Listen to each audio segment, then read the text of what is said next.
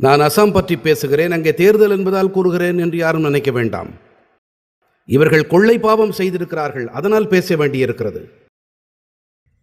காங்கிரஸ் வாய்ப்பந்தல் மட்டும் போடும், அதை அமல் செய்வது பற்றி கொஞ்சமும் கவலையே கிடையாது இவர்களுக்கு. இப்போது அசாமின் போகிபீல் பாலத்தை எடுத்துக்கொள்வோமே. இந்த போகிபீல் பாலம் அசாமையும் அருணாச்சலையும் இணைக்கும் மிக முக்கியமான பாலம்.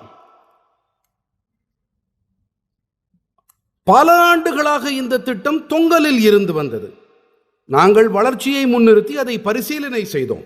மேலும் அசாமுடன் சேர்ந்து ஒட்டுமொத்த வடகிழக்கிற்கும் மிகப்பெரிய வசதி அளிக்கும் பணியினை நாங்கள் நிறைவேற்றினோம். மதிப்பிற்குரிய அவைத் தலைவர் அவர்களே,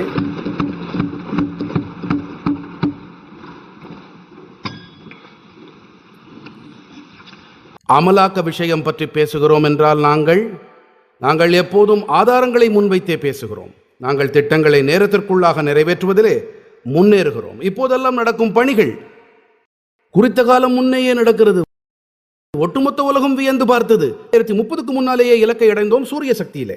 ஆனால் அதை 2025லேயே அடைந்து விட்டோம். நாங்கள் எத்தனால் விஷயத்தில் தீர்மானம் செய்ததை 2-3 ஆண்டுகள் முன்னதாகவே நிறைவேற்றி விட்டோம். முன்னதாகவே நாங்கள் நிறைவேற்றி செய்கிறோம். அதைவிட அதிகம் எங்களுடைய அமலாக்க ஆற்றல். மதிப்பிற்குரிய முன்னவர் அவர்களே, பாஜகவாகட்டும் என்டிஏவாகட்டும் எங்களுடைய அணுகுமுறை, விஷயங்களை பார்க்கும் எங்களுடைய பார்வை, பிரச்சனைகளுக்கு தீர்வு காண்பதில் எங்களுடைய சிந்தனை, இதில் காங்கிரசுக்கு இடையே வானுக்கும் பூமிக்குமான தொலைவு, பெரிய இடைவெளி.